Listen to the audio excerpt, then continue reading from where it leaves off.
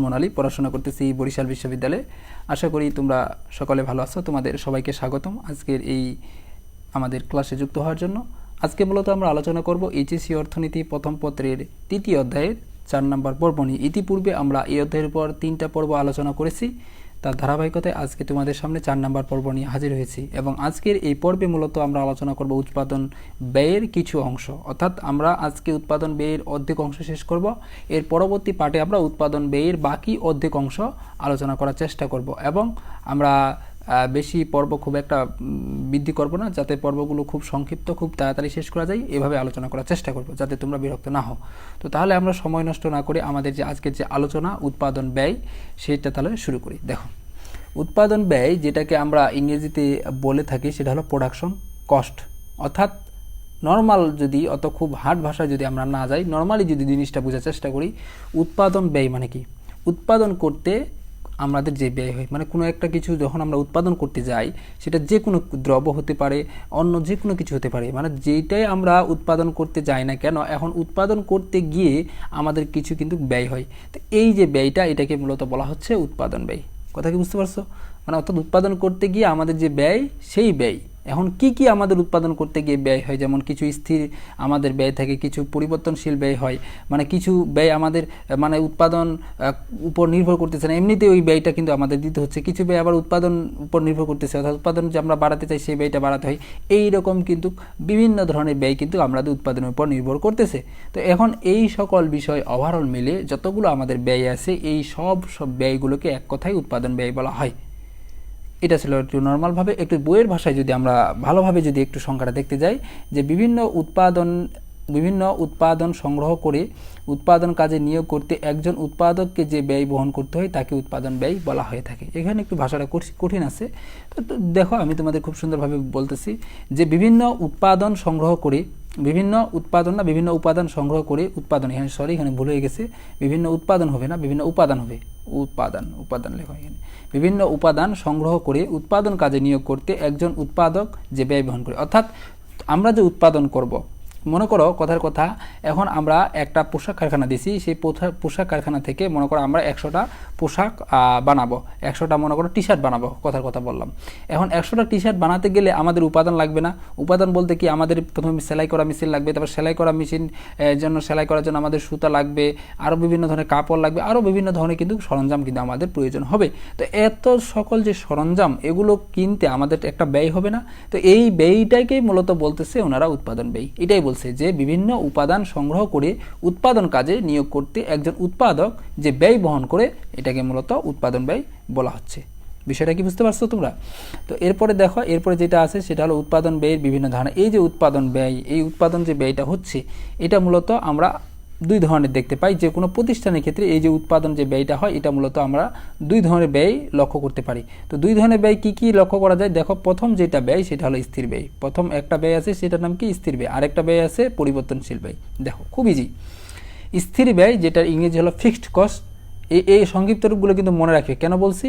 কারণ এইখানকার যে গাণিতিক অঙ্কগুলো তোমার পরীক্ষায় সংক্ষিপ্ত রূপগুলো দিয়েই কিন্তু করাবে।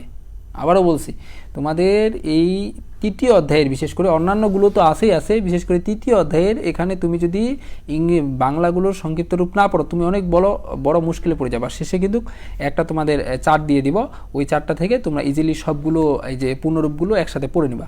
ওটা তোমাদের যে সুবিধার্থে ওটা কিন্তু দিয়ে দেওয়া হবে। কারণ এগুলো তুমি যদি একটা করে ছোটোখাটো করে যদি না পড়ো, শেষে গিয়ে দেখবা তো কতগুলো হচ্ছে। এখানে স্থির ব্যয়, এখানে আবার আসবে মোট স্থির ব্যয়, মোট পরিবর্তনশীল ব্যয়, এরকম কথাগুলো কিন্তু আসবে। মানে তখন কিন্তু একটু এলোমেলো হয়ে যাবে। ওই জন্য সেজন্য তোমাদের কী করতে হবে, প্রথমেই কিন্তু এই যে যখন পড়াচ্ছি সাথে সাথে কিন্তু মাথায় রেখে দিতে হবে। দেখো, স্থির ব্যয়, যেটা ইংরেজিতে আমরা বলা হয় ফিক্সড কস্ট। স্থির মানে কি? নির্দিষ্ট। আর ফিক্সড মানে কি? নির্দিষ্ট। ওই জন্য বলা হয়েছে, ব্যয় মানে তো কষ্ট জানি, ওই জন্য বলা হয়েছে স্থির ব্যয় ইংরেজি হলো ফিক্সড কস্ট। মানে হলো যেটার ব্যয় নির্দিষ্ট, মানে এটা কোনো পরিবর্তনশীল করা যাবে না বা পরিবর্তনশীল নয়, এটা পরিবর্তন করার কোনো অপশন নাই। অর্থাৎ যে ব্যয় উৎপাদনের উপর নির্ভর করে না, তাকে স্থির ব্যয় বলা হয়ে থাকে। কেমন বিষয়টা? মানে এটা একটা নির্দিষ্ট ব্যয়। কেমন বিষয়টা দেখি তোমাদের বুঝাই। মানে তুমি একটা প্রতিষ্ঠান দিছো, মনে করো এই যে বিভিন্ন ধরনের একটা, মনে করো যে পোশাক কারখানা, যেহেতু উদাহরণটা দিচ্ছি ওইটাই দিয়ে দিই, তাহলে বিষয়টা তোমাদের বুঝতে সুবিধা হবে। মনে করো তুমি একটা পোশাক কারখানা দিছো, তো একটা তুমি কারখানা সেখানে চালাচ্ছ, এটা 10 তলা একটা বিল্ডিং। এখন কোনো একটা কারণে, যেমন দেশে করোনা ভাইরাস ছিল সে সময়, তো তখন তোমার কি প্রতিষ্ঠানটা কি করতে হয়েছে, বন্ধ কিন্তু রাখতে হয়েছে। কেন? কারণ দেশের বিভিন্ন ধরনের পরিস্থিতি খারাপ বা বিভিন্ন ধরনের ঘটনা যেটা হোক পারিপার্শ্বিকে কিন্তু বন্ধ রাখতে হয়েছে। এখন তুমি যে 10 তলা একটা বিল্ডিংয়ে তোমার যে প্রতিষ্ঠানটা তুমি চালাইতেছ, এখন তুমি ওই 10 তলা যে বিল্ডিংটা আছে, ওই 10 তলা বিল্ডিংয়ের যে ভাড়াটা, এটা কি তোমার স্টপ আছে, থেমে গেছে? এটা কিন্তু থামে নাই। তুমি কাজ বন্ধ রাখছো ঠিক আছে, কিন্তু তোমার 10 তলা যে বিল্ডিংয়ের যে ভাড়াটা, ওইটা ভাড়াটা কিন্তু তোমাকে ওই নির্দিষ্ট যে পরিমাণ ভাড়া দেওয়া কথা ওই পরিমাণে কিন্তু ভাড়া দিতে হচ্ছে। তার মানে এটা কিন্তু তোমার পরিবর্তন হচ্ছে না, এটা কিন্তু তোমার দেওয়াই লাগতেছে, এটা নির্দিষ্ট একবার ফিক্সড। তো এই রকম বিভিন্ন ধরনের যে ব্যয়গুলো হবে সেগুলোকে বলা হয় ফিক্সড কস্ট, স্থির ব্যয়।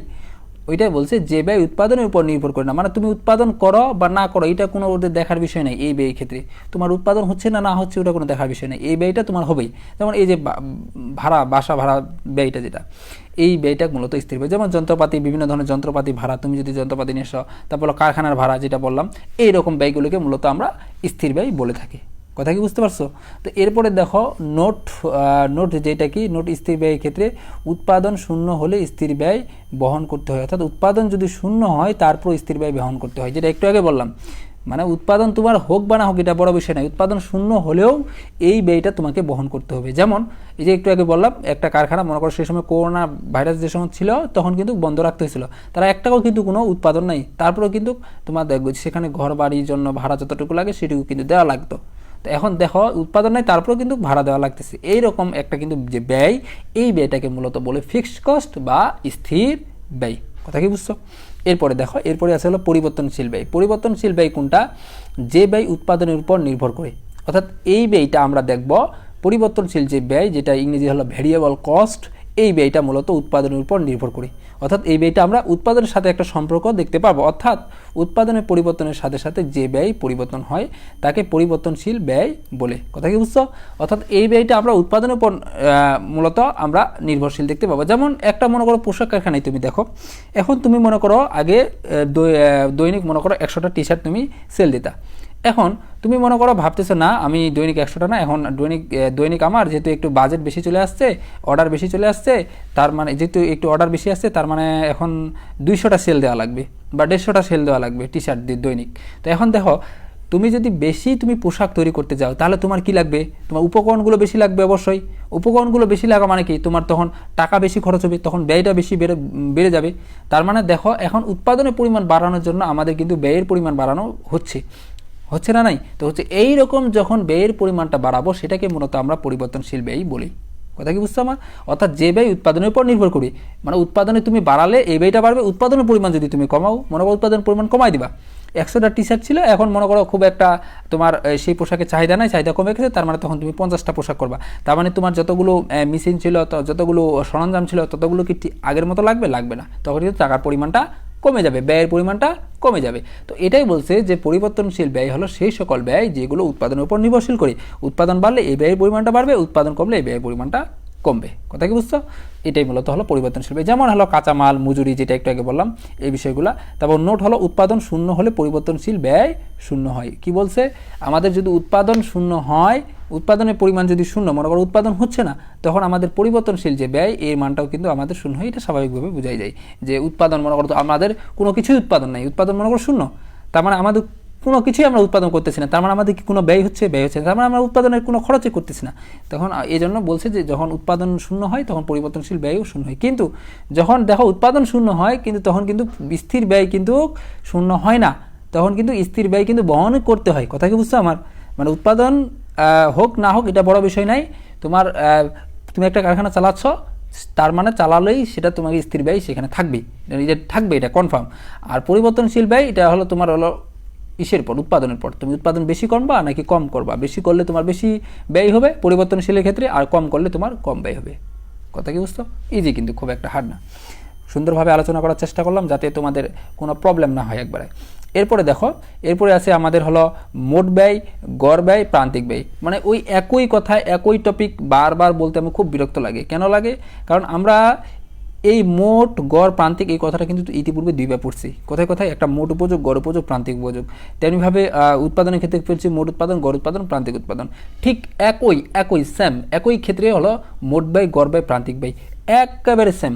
জাস্ট এখানে এখন ওইখানে আমরা কি আলোচনা করছিলাম উৎপাদনের বিষয়, মোটের উৎপাদনের, এখন আমরা মোটের ব্যয়ের হিসাব আলোচনা করবো। এবার গড় ব্যয় হিসাব আলোচনা, জাস্ট এবার হলো ব্যয়ের হিসাব। তখন আমরা উৎপাদনের হিসাব করছিলাম, তখন আমরা উপযোগের হিসাব করছিলাম বিগত পর্বগুলোতে, কিন্তু এখন জাস্ট আমরা কিসে হিসাব করবো, ব্যয়ের হিসাব করব।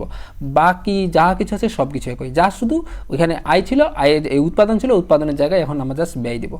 কথা কি বুঝছো আমার? অনেক কিন্তু এই যে তোমরা যেভাবে এইটাকে অনেকটা মানে এলোমেলো করে দেখছো সেরকমভাবে কিন্তু, বা কঠিন করে দেখতেছো এরকমটা কিন্তু দেখার বিষয় নেই। যে একটা বুঝছে, একটা যে উপযোগটা বুঝছে না, ওই মোট উপযোগ, গড় উপযোগ, প্রান্তিক উপযোগ এই বিষয়টা, তার মোট উৎপাদন, গড় উৎপাদন, প্রান্তিক উৎপাদন যে রয়েছে, এটা কখনো কঠিন হবে না। আর যে একটা ভালো করে বুঝবে তার বাকিগুলো, যেমন মোট ব্যয়, গড় ব্যয়, প্রান্তিক ব্যয় আছে ওই একই, এরপর আছে আমাদের মোটায়, গড়ায়, প্রান্তিক আয় ওই সেম, একই, পুরো একই, যা শুধু আয়ের জায়গায় ব্যয়, ব্যয়ের জায়গায় উৎপাদন, এইরকমই জাস্ট এইটাই পরিবর্তন। দেখো আমরা এখন মোট ব্যয় জিনিসটা কি জানি, যেটাকে কি বলা হয়, টিসি, অর্থাৎ মোট হলো টোটাল আর ব্যয় হলো কি কস্ট। তার মানে এটাকে সংক্ষেপে আমরা কীভাবে প্রকাশ করতে পারি, টিসি দিয়ে। অর্থাৎ কোনো নির্দিষ্ট সময়ে নির্দিষ্ট পরিমাণ দ্রব্য উৎপাদনের জন্য উপযোগকারী বিভিন্ন উপকরণ ও সেবা ক্রয় বাবদ মোট যে পরিমাণ ব্যয় করে তাকে মোট ব্যয় বলা হয়ে থাকে।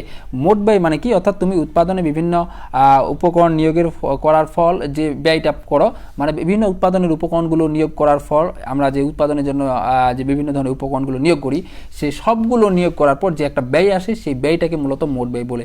মানে সবগুলো মিলাই, স্থির, পরিবর্তনশীল যতগুলো ব্যয় আছে সবগুলো মিলাই যে আমাদের ব্যয়টা আছে সেটাকে মূলত মোট ব্যয় বলে। সেটাকে কি বলে, মোট ব্যয় বলে। অর্থাৎ টোটাল কস্ট সমান সমান আমরা বলতে পারি যে, এখানে এটা বাদ দাও, এই যে এসটিসি বা টিবিসি এগুলো বোঝার দরকার না, জাস্ট তুমি একটা জিনিস বুঝো, টোটাল কস্ট সমান সমান ফিক্সড কস্ট।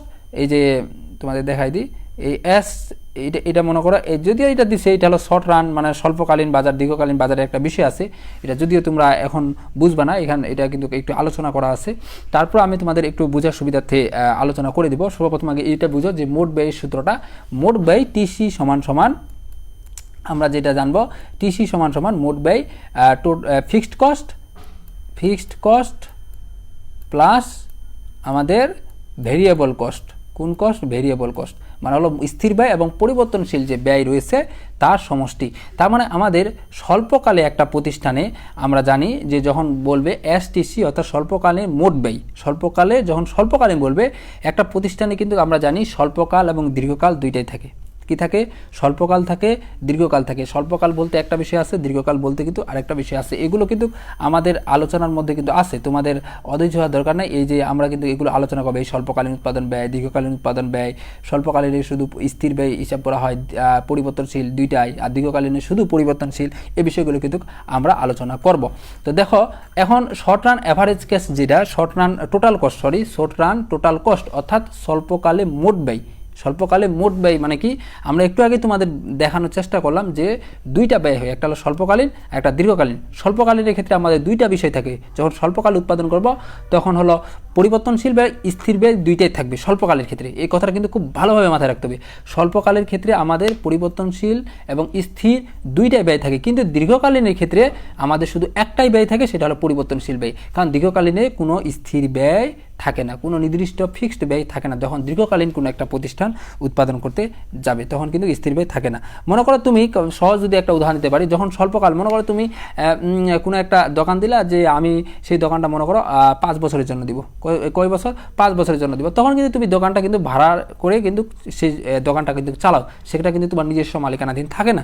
কিন্তু যখন তুমি জানলা যে একটা দোকান তুমি মনে করো 100 বছর বা 150 বছর চালাবা, তখন কিন্তু তুমি কি সেই দোকানটাই তুমি ভাড়ায় চালাতে চাও না, তখন কিন্তু তুমি কি সেটা তোমার নিজস্ব মালিকানায় নিতে চাও, বা তুমি সেটা কিন্তু সেই জায়গাটা কিনে নিয়ে সেখানে তোমার নিজস্ব একটা দোকান দিয়ে তারপর তুমি সেটা কিন্তু পরিচালনা করতে চাও। তো ওই জন্য মূলত আরও বিভিন্ন বিষয় আছে, এটা জাস্ট তোমাদের বোঝার তাগিদে একটা সহজ উদাহরণ দিলাম যে স্বল্পকালের ক্ষেত্রে স্থির পরিবর্তনশীল দুইটা হিসাব করা হয়, আর দীর্ঘকালীনের ক্ষেত্রে কোনো স্থির ব্যয় ধরা হয় না। দীর্ঘকালীনের ক্ষেত্রে জাস্ট কি করা হয়, শুধু পরিবর্তনশীল ব্যয় হিসাব করা হয়। ওই জন্য এখানে বলছে এই সূত্রটার ক্ষেত্রে এসটিসি অর্থাৎ স্বল্পকালীন মোট ব্যয় সমান সমান টিভিসি অর্থাৎ টোটাল ভেরিয়েবল কস্ট, মানে মোট পরিবর্তনশীল ব্যয়, plus TFC total fixed cost, মোট স্থির ব্যয়। অর্থাৎ স্বল্পকালের ক্ষেত্রে আমরা দুই ধরনের ব্যয়ের দেখতে পাই। ওই জন্য স্বল্পকালের ক্ষেত্রে এটা হলো শর্ট রান, শর্ট রান মানে যেটাকে স্বল্পকাল বলে। অর্থাৎ এজন্য দেখা যায় আমার স্বল্পকালীনের ক্ষেত্রে এসটিসির সূত্রের ক্ষেত্রে আমরা দুইটা জিনিস লক্ষ্য করতে পাই, একটা হলো স্থির ব্যয় আর একটা হলো পরিবর্তনশীল ব্যয়। কিন্তু দীর্ঘকালীনের ক্ষেত্রে লং রান, এল মানে হলো এলতে হলো লং রান, আর টিতে হলো টোটাল, আর সিতে কস্ট। অর্থাৎ দীর্ঘকালীন মোট ব্যয়ের ক্ষেত্রে আমরা শুধু টিভিসি অর্থাৎ টোটাল ভেরিয়েবল কস্ট, যেটাকে মোট পরিবর্তনশীল ব্যয় বলা হয়, সেটাই শুধু দেখতে পাই। কিন্তু এখানে টিএফসি আমরা লক্ষ্য করতে পারি না, অর্থাৎ টোটাল স্থির ব্যয় অর্থাৎ টোটাল ফিক্সড কস্ট, মোট স্থির ব্যয়, এই জিনিসটা এখানে লক্ষ্য করা যায় না। কারণ দীর্ঘকালীনের ক্ষেত্রে জাস্ট একটা হিসাব করা হয়, সেটা হলো পরিবর্তনশীল ব্যয়, যেটাকে বলা হয় টিভিসি, মোট পরিবর্তনশীল ব্যয় বা টিভিসি। আশা করি বিষয়টা বুঝতো। এরপরে দেখো, এরপরে হলো গড় ব্যয়। গড় ব্যয় বিষয়টা কি?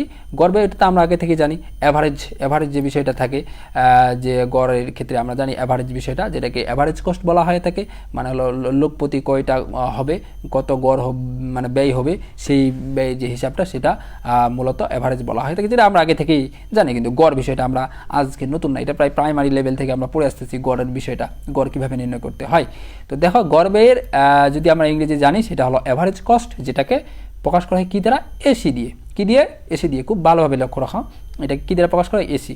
তো কোনো দ্রব্যের উৎপাদনে একক প্রতি যে ব্যয়, মানে কোনো দ্রব্য উৎপাদনে আমরা উৎপাদন করতে যে একক প্রতি যে ব্যয় হবে, সেটাকে গড় ব্যয় বলা হবে। মনে করো আমরা 10টা পণ্য উৎপাদন করতেছি একটা কারখানায়, পোশাক কারখানায়। তো 10টা পণ্য উৎপাদন করতে গিয়ে আমাদের কিন্তু এক একটা পণ্যের জন্য এক এক ধরনের ব্যয় হবে। তো এখন আমরা যখন সবগুলো পণ্য যোগ করে, সবগুলো ব্যয় যোগ করে হিসাব করব, তো মানে টোটাল কতগুলো ব্যয় হলো, সেটা দিয়ে আমাদের মনে করো 8টা বা 10টা যতগুলো পণ্য আমরা তৈরি করতেছি, সেটা দিয়ে ভাগ দেব।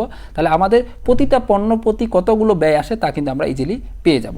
ওই জন্য বলছে অ্যাভারেজ কস্ট সমান সমান আমাদের অ্যাভারেজ যে কস্ট, গড় ব্যয় সমান সমান টোটাল কস্ট, মোট কতগুলো ব্যয় হচ্ছে ভাগিত কোয়ান্টিটি, মানে আমরা কয়টা পণ্য নিচ্ছি। মনে করো আমাদের 8টা পণ্য, কথার কথা জাস্ট উদাহরণ হিসাবে বলছি, আমাদের 8টা পণ্য উৎপাদন করতেছি একটা পোশাক কারখানায়।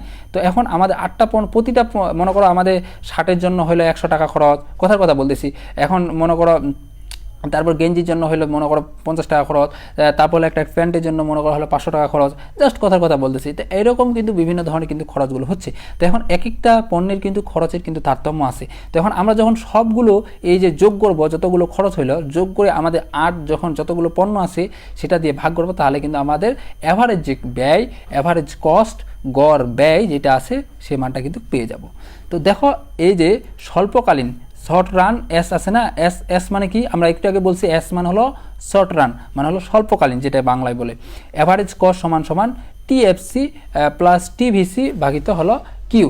অর্থাৎ আমরা জানি যে শর্ট রান অ্যাভারেজ কস্ট হলো, যেটা যদি একটু সহজ ভাষায় একবারে দেখতে চাই, যে শর্ট রান অ্যাভারেজ কস্ট হলো এএফসি, অ্যাভারেজ ফিক্সড কস্ট এবং অ্যাভারেজ ভেরিয়েবল কস্ট যেটা আছে আমাদের দুইটা যে সমষ্টি, সেটাই মূলত আমরা দেখতে পাই। অর্থাৎ লং রান অ্যাভারেজ কস্ট হলো টিভিসি ভাগিত কিউ, আর লং রান অ্যাভারেজ কস্ট এবং লং রান অ্যাভারেজ কস্ট এবং অ্যাভারেজ ভেরিয়েবল কস্ট দুইটাই পাই কিন্তু একই। এখন এগুলো কিভাবে এই সূত্রগুলো হলো, এগুলো আপাতত তোমাদের মাথার মধ্যে একটু এলোমেলো লাগবে, এই বিশেষ করে এই সূত্রগুলা, এই যে এগুলো কিভাবে আসলো, কি নিয়ম এগুলো, তো এগুলো তো আমরা বুঝতেছি না, এগুলো কিভাবে করবো। তো এগুলো আপাতত স্টপ করো, তোমাদের এগুলো বোঝার দরকার নাই। আমি আগে এটা আলোচনাটা শেষ করি, তারপর তোমরা দেখবা যে তোমরা ইজিলি এগুলো বুঝতে পারতেছো। এগুলো কোনো আহামরি কঠিন না। তোমাদের এগুলো একটা চার্ট আছে, সেই চার্টটা তোমাদের আগে আলোচনা করলে তোমাদের এই বিষয়গুলো সবগুলো ইজিলি ক্লিয়ার হয়ে যাবে। কথা কি বুঝছো আমার? তোমাদের কোনো কিন্তু হার্ড থাকবে না। তো আমরা এই জন্য আগে এগুলো বুঝবো না, এখন এগুলো একটু পরে দেখবো। কথা কি বুঝছো? দেখো, এরপরে দেখো আমরা প্রান্তিক ব্যয় বিষয়টা কি? প্রান্তিক ব্যয় হলো মার্জিনাল কস্ট। প্রান্তিক ব্যয় কি? প্রান্তিক ব্যয় হলো মার্জিনাল কস্ট, যেটাকে এমসি দ্বারা প্রকাশ করা হয়। কোনো দ্রব্য উৎপাদনে একক প্রতি যে ব্যয়কে, সেটা গড় ব্যয় বলে। এটা আমরা একটু গেছিলাম, এটা যদিও টাইপিং মিস্টেক হয়ে গেছে। প্রান্তিক ব্যয়, আমরা কিন্তু প্রান্তিক ব্যয় জানি যে সর্বশেষ যে ব্যয়টা থাকে কোনো দ্রব্যের উৎপাদন করতে গিয়ে, সেটা হলো প্রান্তিক ব্যয়। মানে আমাদের ব্যয়, যে ব্যয়ের উপকরণগুলো, যে উৎপাদন ব্যয়ের যে বিভিন্ন ধরনের উপকরণগুলো পরিবর্তনের ফলে যে মোট ব্যয়ের যে পরিবর্তনটা হবে, মানে উৎপাদনের উপকরণগুলোর যে ব্যয়ের যে বিভিন্ন ধরনের ব্যয় উপকরণগুলো থাকবে না, তো এগুলো পরিবর্তনের ফলে মোট ব্যয় যে পরিবর্তনটা হবে, তাকে মূলত আমরা বলবো যে প্রান্তিক ব্যয়। দেখো, এখন যে আমাদের প্রান্তিক ব্যয় যে সূত্র, ওই আগের মতো একই। আমরা অ্যাভারেজ যে কস্ট, অ্যাভারেজ যে ব্যয় মানে এসি যেটাকে বলে অ্যাভারেজ কস্ট বা গড় ব্যয় যে সূত্র, ওই সূত্রটাই আমরা আগের মতো যেমন পড়ছিলাম, জাস্ট এখন কি আসবে, ডেল আসবে, নতুন করে ডেল্টা যে আছে সেই ডেল্টা দেবো, অর্থাৎ এমসি সমান সমান ডেল্টা টিসি ভাগিত ডেল্টা কিউ। আর ডেল্টা টিসি মানে তো আমরা জানি এবং ডেল্টা কিউ মানে জানি, মানে টিসির পরিবর্তন মানে মোট ব্যয়ের পরিবর্তন, আর ডেল কিউ মানে হলো মোট উৎপাদনের পরিবর্তন। তো এখন এই একটু আগে যেটা বললাম, তোমাদের উৎপাদন ব্যয় মূলত দুই ধরনের আছে, যদিও এটা আলোচনা করছি বিস্তারিতভাবে। একটা হলো স্বল্পকালীন উৎপাদন ব্যয় আর একটা হলো দীর্ঘকালীন উৎপাদন ব্যয়। স্বল্পকালীন উৎপাদন ব্যয়ের ক্ষেত্রে স্থির ব্যয় এবং পরিবর্তনশীল ব্যয় দুই ব্যয় লক্ষ্য করা যায়, কিন্তু দীর্ঘকালীনের ক্ষেত্রে যা শুধু পরিবর্তনশীল ব্যয় লক্ষ্য করা যায় বা পরিবর্তনীয় ব্যয় লক্ষ্য করা যায়। এটা কিন্তু খুব ভালোভাবে আলোচনা করছি, আশা করি তোমাদের কঠিন হবে না। তো এরপরে দেখো, এরপরে আমাদের এই যে তোমাদের যে ছকটা কথা বলছিলাম, এটাই সবাই স্ক্রিনশট মেরে নিও। এই ছকটা তোমাদের অনেক অনেক ইম্পর্টেন্ট, কারণ এই ছকটা যদি তোমরা না বুঝো, বিশেষ করে এগুলা প্রত্যেকটা ফুল ফর্ম যদি তুমি না জানো, এরপরে যে আমরা একটা গাণিতে অঙ্ক করবো সেটা বুঝতে তোমার অনেক সমস্যা হয়ে যাবে, তুমি বুঝতে পারবে না ওইটা। কারণ এই ছকটা, এই যে প্রতীকগুলো রয়েছে, এই প্রতীকগুলো তোমার মাথার মধ্যে কিন্তু খুব সুন্দরভাবে রাখতে হবে। এটা যদি না রাখতে পারো, তোমার কিন্তু বুঝতে অনেকটা প্রবলেম হয়ে যাবে। তো দেখো, প্রথমে রয়েছে হলো কোয়ান্টিটি, যেটা অর্থ জানি আমরা পরিমাণ। এরপর হলো টিসি, এরপরে আছে কি টিসি মানে হলো টোটাল কস্ট, যেটা হলো মোট ব্যয়। তারপর এসটিসি মানে হলো শর্ট রান টোটাল কস্ট, যেটা হলো স্বল্পকালীন মোট ব্যয়। তারপর এলটিসি, সেটা হলো কি লং রান টোটাল কস্ট, যেটাকে বলা হয় দীর্ঘকালীন মোট ব্যয়। এরপর হলো এসি হলো কি অ্যাভারেজ কস্ট, যেটাকে বলা হয় গড় ব্যয়। SAC short run average cost, স্বল্পকালীন গড় ব্যয়। আর তারপর LAC long run average cost, দীর্ঘকালীন গড় ব্যয়। তারপর এমসি মার্জিনাল কস্ট, প্রান্তিক ব্যয়। এএফসি অ্যাভারেজ ফিক্সড কস্ট, গড় স্থির ব্যয়। এবিসি অ্যাভারেজ ভেরিয়েবল কস্ট, গড় পরিবর্তনশীল ব্যয় বা পরিবর্তনীয় ব্যয়। টিএফসি টোটাল ফিক্সড কস্ট, মোট স্থির ব্যয়। তারপর টিবিসি টোটাল ভেরিয়েবল কস্ট, মোট পরিবর্তনশীল ব্যয়। মাথা এলোমেলো হয়েছে না? নাই, 100% হবে ভাই। এখানে যতগুলো ভেজাল আছে, মানে এএফসি, এবিসি, টিবিসি, মানে এইরকম, মানে এলএসি, এসএসি, মানে অনেক কিন্তু ঝামেলা, এটাই বাস্তব, এটা আমিও মানি ভাই। এগুলো মানে এমন আছে, এগুলো মানে তোমার মাথা এলোমেলো হয়ে যাবে, কিন্তু তুমি বুঝে বুঝে পড়বা, একটু মিলাই। এই যে এখানে আছে না, প্রথমে কি এস হলো শর্ট রান, তুমি এটা মনে রাখবা, এস থেকে এস হলো শর্ট রান। এখন এসতে যত জায়গায় আসবে তুমি সব জায়গায় দেখবা এস মানে শর্ট রান, এখানে দেখো এস মানে শর্ট রান। টি মানে হলো টোটাল, এখন যত জায়গায় টি দেখবা সব জায়গায় হলো টি মানে হলো টোটাল। সি মানে হলো কস্ট, এখন যত জায়গায় দেখবা সি মানে সব জায়গায় কিন্তু কস্ট পাবা। এভাবে তুমি পড়বা। যেমন এ যত জায়গায় দেখবা সব জায়গায় হলো অ্যাভারেজ, এভাবে তুমি পড়বা। কথা কি বুঝছো?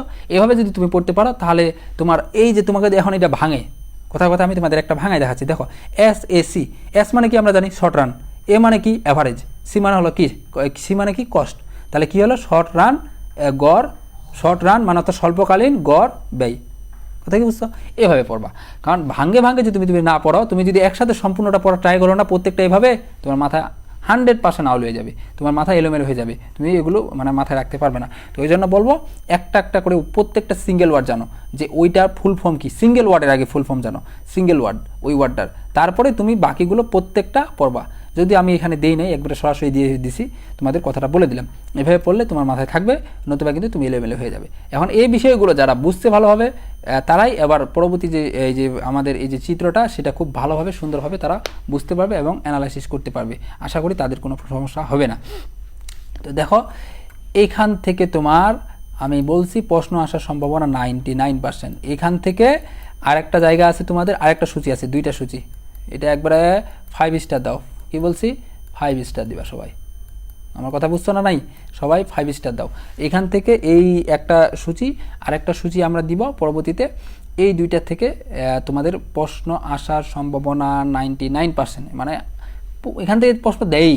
শর্টকাট কথা তুমি দেখবা, বিগত সালের কোশ্চেনগুলো একটা না একটা কোশ্চেন এখান থেকে দেই। তো এটা বা ওই আরেকটা ছক আছে, দুইটা ছকের মধ্যে থেকে যে কোনো একটা। তো দেখো, এখন তোমার এইভাবে পরীক্ষায় থাকবে। পরীক্ষায় কী থাকবে? যে স্বল্পকালে একটি ফার্মের টিসি, এসি এবং এমসি নির্ণয়। একটা স্বল্পকালে একটা ফার্মে কি কোনগুলো মান নির্ণয়? দেখো, আমাদের মান নির্ণয় হলো টিসি, তারপর হলো কি এসি এবং এমসি, এই যে রয়েছে এগুলোর মান নির্ণয়।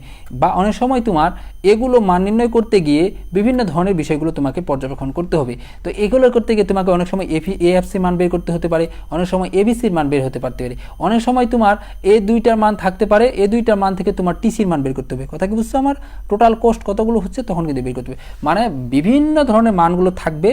এখন এই যতগুলো মানগুলো আছে, এখন প্রত্যেকটা মান কিন্তু তোমার পরীক্ষায় থাকবে না। কথা কি বুঝছো? এভাবে যেভাবে এখানে সূচিটা দেওয়া হয়েছে এভাবে কিন্তু পরীক্ষায় থাকবে না প্রত্যেকটা মান। এখন তোমাকে মানগুলো বের করতে হবে, বা পরীক্ষায় বিভিন্নভাবে থাকতে পারে। এখন তোমাকে আমরা প্রসেসটা দেখাবো, যে খুব ভালোভাবে মনোযোগটা এখানে দিবা, তোমরা ইজিলি বুঝতে পারবা। পরীক্ষায় যেভাবে আসুক, যে কৌশলে প্রশ্ন দেখ, তুমি অ্যান্সার করে আসতে পারবা। এখানে কয়েকটা সূত্র আছে, এই সূত্রগুলো জাস্ট তোমরা মাথায় রাখবা। এই সূত্রগুলো যদি মাথায় রাখতে পারো, তোমরা ইজিলি কিন্তু অ্যান্সার করে দিয়ে আসতে পারবা। কথা কি বুঝছো আমার? তো দেখো এভাবে তোমাদের মানগুলো দেওয়া থাকবে, কিউর মান 0 1 2 3 4 5 এভাবে থাকবে। টিএফসির মান, এখন এখানে একটা প্রশ্ন তোমাদের, যদিও এটা আগে আলোচনা করছি, তারপরও বলে দিচ্ছি তোমাদের তো মনে থাকবে না যতদূর মনে হচ্ছে। টিএফসির মান প্রত্যেক জায়গায় একই কেন? প্রথমে 10, তারপরে 10, তারপরে 10, তারপরে 10, তারপরে 10, সব জায়গায় সমান কেন? কারণ এ কারণে যে আমরা জানি টিএফসি মানে কি, total fixed cost. Fixed cost মানে কি? ফিক্সড কস্ট মানে নির্দিষ্ট, ওই ব্যয়টা নির্দিষ্ট। মানে রুম ভাড়া তোমার 1000 টাকা, মানে কি প্রতি মাসেই তোমার 1000 টাকা দিতে হয়। রুম 10টা বিল্ডিং তোমার ভাড়া হয় 10,000 টাকা, প্রতি মাসে তোমাকে কিন্তু 10,000 টাকাই দিতে হয়। ওই জন্য এখানে মনে করো এই যে ফিক্সড কস্টের ক্ষেত্রে মানটা একই, প্রত্যেক জায়গায় মানটা কি একই, যেটা নির্দিষ্ট ধরা হয়েছে, অর্থাৎ 10 10 10 10 10 10 করে। কথা কি বুঝছো আমার? তো এরপর গেল, এরপর আসলে টিবিসির মান এরকম ধরা হয়েছে, টিসির মান ধরা হয়েছে, এএফসির মান বের হয়েছে, এবিসির মান বের হয়েছে, এসির মান, এমসির মান। এখন বাকি যে মানগুলো বের হলো এগুলো কিন্তু আমরা তোমাকে দেখাবো কিভাবে মানগুলো বের হচ্ছে। দেখো একটু ওয়েট করো, জাস্ট আমি তোমাদেরকে দেখানোর ট্রাই করি।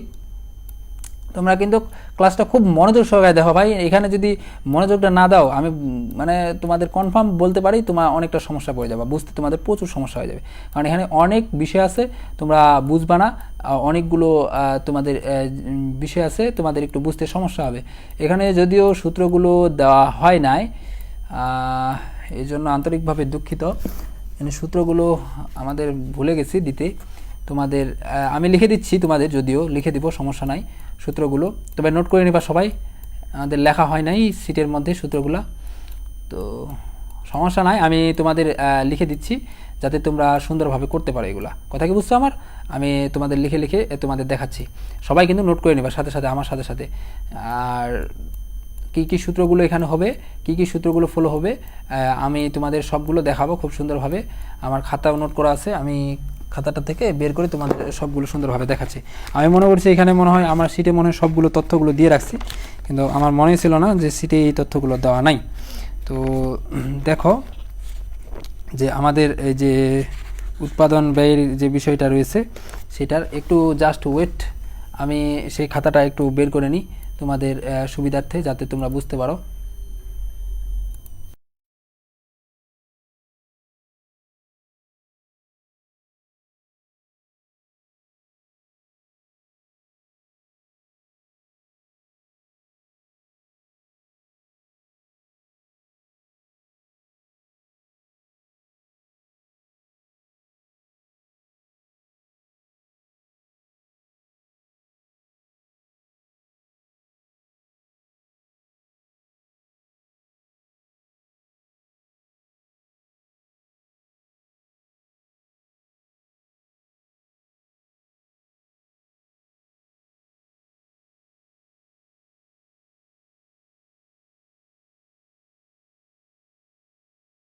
তো দেখো আমরা চলে আসলাম, আন্তরিকভাবে দুঃখিত তোমাদের ওয়েট করানোর জন্য। তো দেখো আমরা যে বিষয়টা বলছিলাম, তোমাদের যে বিভিন্ন ধরনের এখানে যে সূত্রগুলো রয়েছে সেই সূত্রগুলো তোমাদের বলবো কী কী সূত্রগুলো। তো দেখো একটু সূত্রগুলো, তো প্রথমে যে জিনিসটা তোমাদের দেখানোর ট্রাই করব সেটা হলো যে আমাদের পরীক্ষায় যদি, এখন দেখো আমি তোমাদের কিন্তু এখানে কয়েকটা ক্যাটাগরি দেখাবো, খুব ভালো করে মনোযোগটা দিবে। এখানে কিন্তু ক্যাটাগরি পরীক্ষা বিভিন্ন ক্যাটাগরির প্রশ্ন আসতে পারে, আমি একবারে ক্যাটাগরিগুলো তোমাদের ধরে ধরে একবারে দেখাই দেবো। কথা কি বুঝছো? দেখো যে প্রথমে তোমার এখান থেকে বলতে পারে টিসির মান বের করো। কিসের মান? আমি কিন্তু ক্যাটাগরিগুলো তোমাদের একবারে ধরে ধরে দেখাচ্ছি, তোমরা কিন্তু খুব মনোযোগ সহকারে দেখবা। প্রথমে তোমার বলতে পারে এখান থেকে টিসির মান বের করো। কিসের মান? এই টিসি যে রয়েছে তোমার দেখাই, দেখো এই টিসি যে রয়েছে এই মানগুলো তোমার দেওয়া থাকবে না পরীক্ষায়।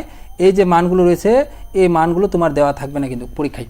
এখন টিসির মান দেওয়া থাকবে না, তো এখন টিসির মান কিন্তু আমার বের করতে হবে, এবং টিসির মান বের করার জন্য তখন কিন্তু তখন এই বাকি যেগুলো রয়েছে এই যে তখন কিন্তু এই ছকটা আর এদিকে থাকবে না, মানে এখান থেকে তখন শেষ হয়ে যাবে। এখন তখন তোমাকে এই যে টিএফসি এবং টিবিসি রয়েছে, এই টিএফসি এবং তখন টিবিসির মান কিন্তু তোমাকে দিয়ে দিবে। যখন টিসির মান এরকম বের করতে বলবে তখন কিন্তু তোমাকে টিএফসি এবং টিবিসির মান দিয়ে দিবে, এবং এটা থেকে দিয়ে দেওয়ার পর তোমাকে বলবে এখান থেকে টিসির মান বের করো। আর আমরা কিন্তু বের করতেছি হলো স্বল্পকালীন স্বল্পকালে একটা ফার্মের মোট ব্যয়, গড় ব্যয় এবং প্রান্তিক ব্যয়। আর আমরা জানি স্বল্পকালে একটা ফার্মের ক্ষেত্রে স্থির ব্যয় এবং পরিবর্তনশীল ব্যয় উভয় ব্যয় থাকে, এবং এই দুইটাই ব্যয়ের সমষ্টি হলো মোট ব্যয়। আমরা জানি কি না যে স্বল্পকালে বা একটা ফার্মে টোটাল কস্ট হলো মোট স্থির ব্যয় এবং মোট পরিবর্তনশীল ব্যয় দুইটার সমষ্টি, কারণ স্বল্পকালে একটা ফার্মের স্থির ব্যয়, পরিবর্তনশীল ব্যয় দুইটাই থাকে। তাহলে স্থির ব্যয়ের ক্ষেত্রে মোট স্থির, পরিবর্তনশীল ব্যয়ের ক্ষেত্রে মোট পরিবর্তন, দুইটা যদি আমরা যোগ করি তাহলে আমরা টোটাল কস্ট পেয়ে যাব। পাবো কি না? অবশ্যই পাবো।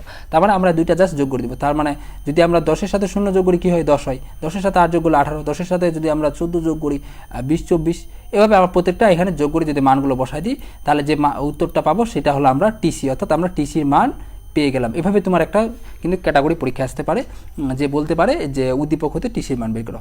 কথা কি বুঝছো? তারপরে এরপরে তোমাদের আরেকটা ক্যাটাগরি আসতে পারে যে উদ্দীপক হতে এএফসি, কিসের মান?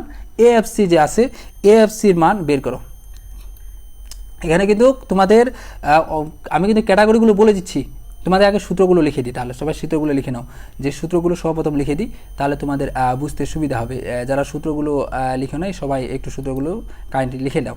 যে টিসি সমান সমান কি? টিসি সমান সমান, একটু উপরে উঠানি তাহলে আমার প্রতীকগুলো দেখতে সুবিধা হবে। টিসি, এই যে টিসি সূত্রগুলো সবাই লিখে নেবা। টিসি সমান সমান TFC plus TVC, TFC plus TVC, এটা হলো টিসি সূত্র। তারপর এরপর আছে এএফসি, কিসের সূত্র?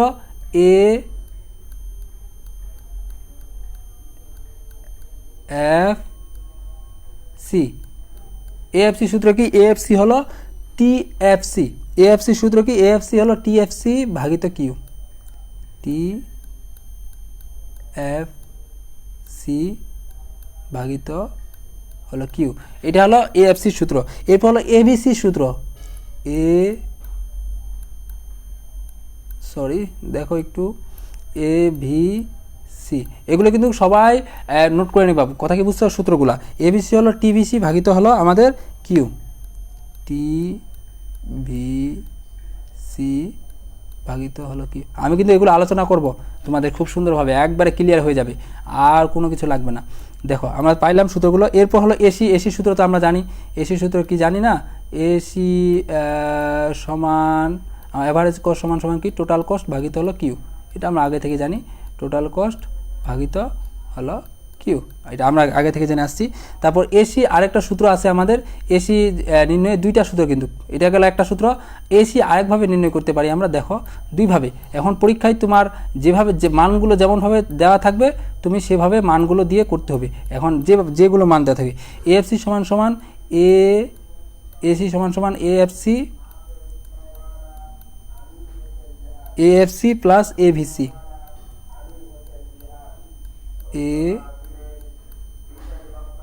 এভিসি, কথা কি বুঝছো? এই দুইটা। এরপর হলো আরেকটা হলো আমাদের সর্বশেষ যে সূত্র আছে সেটা হলো এমসি। আমি কিন্তু সবগুলো সূত্র খুব লিখতে কষ্ট হচ্ছে অনেকটা, তারপর কিন্তু তোমাদের মানে লিখে দিয়ে দিচ্ছি সবগুলো, এগুলো সবগুলো কিন্তু নোট করে নেবে। এমসি সমান সমান টিসি ভাগ ডেল কিউ, উপরও ডেল টিসি ভাগিত ডেল কিউ, এই মূলত হলো ওভারঅল সবগুলো সূত্র। কথা কি বুঝছো? এখন এই সূত্রগুলো দিয়ে তোমাকে এখানকার অঙ্কগুলো পরীক্ষায় আসবে এবং এর বাইরে কোনো কিছুই নেই। কথা কি বুঝছো? এইখানে এই যে সূচিটা আছে, এই সূচিটার এর বাইরে কোনো আর প্রশ্ন আসার কোনো স্কোপ নাই। এখানকার মধ্যেই তোমার থাকবে, এই সূত্রগুলোর মধ্যেই তোমার পরীক্ষায় প্রশ্ন থাকবে। কিভাবে দেখো, এখন তোমাদের দেখানো ট্রাই করব। এখন তোমার পরীক্ষায় তিনটা তো থাকবে মাসবি, এটা অনেক সময় টিসি মান বাই করতে বলবে, অনেক সময় এসির মান বাই করতে বলবে, অনেক সময় এমসির মান বাই করতে বলবে। এখন বিভিন্ন ধরনের মানগুলো বিভিন্ন সময় থাকবে। এখন তোমাকে একটার জন্য একটা মান বের করতে হবে। তো টিসির মান প্রথমে কিভাবে বের করা লাগে, দেখো টিসির মান আমরা বের যখন করব তখন টিসির মান আমরা জানি টোটাল কস্ট কিভাবে বের করতে হয়। টোটাল ফিক্সড কস্ট মানে মোট স্থির ব্যয়, মানে টোটাল কস্ট মানে কি? যতগুলো ব্যয় হচ্ছে। আর স্বল্পকালের ক্ষেত্রে আমরা শুধু দুইটা ব্যয় দেখি। কি কি দেখি? একটা হলো স্থির ব্যয়, একটা হলো পরিবর্তনশীল ব্যয়। তো এখন এই দুইটা ব্যয়ের যোগ বলে হলো টোটাল ব্যয়। তো আমরা দুইটা যোগ করলাম, যে ব্যয়টা পাইলাম সেটা টোটাল ব্যয়। তোমাদের তো একটু আগেই দেখানো ট্রাই করছি, মোট ব্যয় যেটা বা টোটাল কস্ট, এটা গেল। এখন এএফসির মান তোমাকে বের করতে অনেক সময় হতে পারে। কেন হতে পারে তোমাকে দেখানো, আগে দেখো এএফসির মান আগে বের করি, এটা কেন বের করা লাগতেছে তারপর তোমাকে দেখানো ট্রাই করব। দেখো এএফসি মনে করো আমরা কীভাবে বের করব। এএফসির মান আমাদের বের করার নিয়ম হলো, এএফসি মানে কি? আমার দেখো তো এ এফ সি পুনরূপ কি, এতে হলো অ্যাভারেজ, এফতে হলো ফিক্সড, সিতে হলো কস্ট। তার মানে অ্যাভারেজ, ফিক্সড, কস্ট। অন্য কালারে একটা নিই তাহলে তোমাদের বুঝতে সুবিধা হবে। এএফসি হলো কি অ্যাভারেজ ফিক্সড কস্ট, অর্থাৎ গড় স্থির ব্যয়, গড় স্থির ব্যয়। তো তোমরা দেখো আগে তোমাদের সহজ একটা উদাহরণ দেবো, সহজ একবারে, খুব ভালোভাবে কথাটা শোনো, যে আমরা অ্যাভারেজ কস্টের সূত্র কি জানি বলো তো? অ্যাভারেজ কস্টের সূত্র কি জানি? আমি এভাবে মনে রাখছিলাম, অ্যাভারেজ কস্টের সূত্র হলো টোটাল কস্ট ভাগিত কিউ। এই যে অ্যাভারেজ কস্টের সূত্র এখানে আছে, টোটাল কস্ট ভাগিত কি কিউ। তার মানে যখন অ্যাভারেজ ফিক্সড কস্ট বলবে, গড় স্থির ব্যয় বলবে, যখন স্থির কথাটা আসবে, জাস্ট তুমি ফিক্সড কথাটা, এই যে এখানে টিসি আছে না, টিসির মধ্যখানে শুধু এই যে এফ কথাটা যেটা আছে, এফটা লাগাই দিবা। আর এ এফ এখানে আছে না, এ এফ সি, এএফসি তো আছে এখানে, এএফসি সমান সমান জাস্ট এখানে যেমন এর এবং সি এর মাঝখানে এফ আসছে, অ্যাভারেজ কস্টের যে সূত্রটা ছিল, ঠিক তেমনিভাবে এখানে টি এবং সি এর মাঝখানে যেহেতু জাস্ট এফটা নিয়ে আসবা। কথা কি বুঝছো আমার? মানে এভাবে মনে রাখলে তুমি এটা টেকনিক্যালি মনে করে রাখতে পারো আর কি, কিন্তু এটা ইজিলি কিন্তু তুমি যদি বুঝো এমনিতে মনে রাখতে পারবা। আমরা জানি এএফসি অ্যাভারেজ কস্ট হলো আমরা টোটাল কস্ট, টোটাল যতগুলো হয়েছে তার সাথে কোয়ান্টিটি ভাগ দিই। কিন্তু যখন অ্যাভারেজ ফিক্সড কস্ট বলবে, মানে গড় স্থির ব্যয় বলবে, গড় কি স্থির ব্যয়, তার মানে আমাদের টোটাল কতগুলো গড় ব্যয় হচ্ছে, কথাটা বুঝো, টোটাল কতগুলো গড় ব্যয় হচ্ছে সেটা থেকে যদি কোয়ান্টিটি ভাগ দিই, তাহলে না আমরা টোটাল গড় ব্যয়ের হিসাবটা পাবো। কথা কি বুঝছো? টোটাল শুধু আগে আমরা গড় ব্যয় করছিলাম, অ্যাভারেজ করছিলাম, কিন্তু এখন মানে অ্যাভারেজ গড় করছিলাম, মানে টোটালটাই করছি, মানে মিলে করছিলাম, কিন্তু এখন ওইটার মধ্যে দুইটা আছে, একটা ফিক্সড আছে, একটা স্থির আছে। এখন আমরা ভাঙে ভাঙে করব, যখন ফিক্সডের করব তখন ফিক্সডের হিসাব হবে না, তখন ফিক্সডের টোটাল। কথা কি বুঝছো? ওই জন্য তখন বলা হয়েছে এই সূত্রে খেয়েছে উপরে টিএফসি, টোটাল ফিক্সড কস্ট ভাগিত নিচে কোয়ান্টিটি। কথা কি বুঝছো? যখন অ্যাভারেজে এরকম বাই করবো, অ্যাভারেজের ক্ষেত্রে তখন কি হবে, অ্যাভারেজের ক্ষেত্রে ওই তখন টোটাল অ্যাভারেজ হবে, মোট অ্যাভারেজের হিসাবটা হবে, ভাগিত হলো কিউ। কথা কি বুঝছো না? নাই আমার, আমি কিন্তু খুব ভালোভাবে তোমাদের একবারে পুঙ্খানুপুঙ্খভাবে বিশ্লেষণ করার চেষ্টা করতেছি। তো এখন ভাগ দাও, দেখো প্রথমে যদি এএফসি যে সূত্রটা আছে এটা যদি ভাগ দাও, যে এএফসি সমান সমান হলো টিএফসি, টিএফসি মান কোনটা, এটা ভাগিত হলো কিউ। তার মানে এইটার সাথে এই কিউ পরিমাণ ভাগ, তার মানে শূন্যর সাথে 10 ভাগ দিলে কত হবে, অসংখ্যায়িত আসবে, এই জন্য এটা আমরা কোনো মান নাই। তা 1-এর সাথে 10 ভাগ দিলে 10, 2-এর সাথে 10 যদি ভাগ করি 5, 3-এর সাথে 10 ভাগ করলে 3.33, 4-এর সাথে 10 ভাগ করলে হলো 2.5। এরকম আমরা আসলো। এখন এবিসির মান কীভাবে বাই হবে? দেখো এবিসির মান বাই হবে, আমরা জানি অ্যাভারেজ গড় পরিবর্তনশীল ব্যয় কি, মানে টোটাল পরিবর্তনশীল ব্যয় ভাগিত হলো কিউ, টোটাল পরিবর্তনশীল ব্যয় ভাগিত কিউ। কথা কি বুঝছো? তার মানে টিভিসি ভাগিত কিউ। তুমি যদি একটু বুঝার ট্রাই করো ভাই, আমি গ্যারেন্টি মারিয়ে দিব তুমি কিন্তু ইজিলি বুঝতে পারবা। তুমি যদি ওইগুলো মুখস্থ করো তোমার কিন্তু এলোমেলো লাগতে পারে, আমি যেভাবে বুঝাচ্ছি বিষয়টা তুমি এভাবে বুঝো, তাহলে তোমার মাথায় কিন্তু থাকবে। তো দেখো তার মানে টিবিসি উপরে দিয়ে দিলাম কিউ, তার মানে এবার টিবিসির সাথে কিউ মানটা ভাগ, তার মানে 0-এর সাথে 0 ভাগ করলে তো অসংখ্যায়িত ওই জন্য দিচ্ছি। 1-এর সাথে 8 ভাগ করলে হলো 8, 2-এর সাথে 14 ভাগ করলে হলো 7, 3-এর সাথে 18 হলো 6, 4-এর সাথে যদি আমরা এই যে 20 ভাগ করি তাহলে হবে 5। এই আসলো আমাদের এএফসি এবং এবিসি। এখন অনেকের মধ্যে প্রশ্ন হবে যে আমরা এএফসি এবং এবিসির মান কেন বের করলাম, কেন বলো তো? কারণ আমাদের এসি যে আছে, আমাদের এসির একটা কিন্তু সূত্র জানি, এই যে এসি আছে না, এসির কিন্তু একটা সূত্র জানি, সেই সূত্রটা কি, টিসি ভাগিত কিউ। কি সূত্রটা? টিসি ভাগিত কিউ, অর্থাৎ অ্যাভারেজ কস্ট সমান সমান টোটাল কস্ট, মানে গড় ব্যয় সমান সমান মোট ব্যয় ভাগিত হলো কোয়ান্টিটি, পরিমাণ। এই সূত্রটা জানি না আমরা একটু আগে কিন্তু পড়লাম। তো এখন এই সূত্রটা আমরা টোটাল কস্ট আমাদের এখানে দেওয়া হয়েছে এই পরিমাণ এবং কোয়ান্টিটি দেওয়া হয়েছে এই পরিমাণ, তো এটা আমরা ভাগ করি তাহলে কিন্তু আমাদের এসি মান পেয়ে যাব। তার মানে আমাদের এই টিসি ভাগ হলো কিউ, তার মানে প্রথমে 0-এর সাথে 10 ভাগ করলে হলো অসংখ্যায়িত আসলো, 1-এর সাথে 18 ভাগ করলে হলো 18 আসলো, 2-এর সাথে 24 ভাগ করলে কত 12, 3-এর সাথে যদি আমরা 28 ভাগ করি তাহলে 9.33, 4-এর সাথে যদি 30 ভাগ করি তাহলে 7.5 আসলো। কিন্তু এখন প্রশ্ন যেটা, যে আমরা এএফসি এবং এবিসি মান কেন বাই করলাম, প্রশ্নটা এখন আছে। তো দেখো এখন তোমার পরীক্ষায় যদি টিসির মান না থাকে, কিসের মান? পরীক্ষায় মনে করো কথার কথা এই টিসি যে আছে এই টিসির মান নাই, তার মানে টিসির মান যদি না থাকে তোমাকে তখন এসির মান বাই করতে বললো, তখন তোমাকে মনে করো এএফসি এবিসি এই দুইটা মান দিয়ে দিল। এখন এএফসি এবং এবিসি এই দুইটা মান দিয়ে তখন বললো যে এসির মান বের করো, তখন কি বললো, এসির মান বের করো। তখন তোমাকে যে প্রসেসটা ফলো করতে হবে, আমরা জানি এসি সমান সমান কি, এসি হলো অ্যাভারেজ কস্ট, যেটা সূত্র আমরা আগে থেকে জানি, অ্যাভারেজ কস্ট, বা তুমি যদি একটু ভাবো এমনিতে পাবা, গড় ব্যয় হলো গড়ের যতগুলো ব্যয়, গড় ব্যয় হলো কি, গড়ের যতগুলো ব্যয়, গড়ের ক্ষেত্রে দুই ধরনের ব্যয় হয়, সেটা হলো স্থির ব্যয়, একটা পরিবর্তনশীল ব্যয়। এই যতগুলো ব্যয় হবে সবগুলোই তো গড় ব্যয় না, ওই জন্য বলছে এসি সমান সমান এএফসি প্লাস এবিসি, অর্থাৎ এই যে দুইটা যোগ করলে যেটা পাবো সেটাই হলো এসি। এই দুইটা প্রসেস আছে, তার মানে 10 আর 18 যোগ করলে 8 যোগ করলে 18, 5 আর 7 যোগ করলে হবে 12, তারপর এই দুইটা যোগ করলে হবে 9.33, তারপর হলো 33, তো 2.5 থেকে 5 যোগ করলে হবে 7.5। কথা কি বুঝছো? এই ছিল মূলত হলো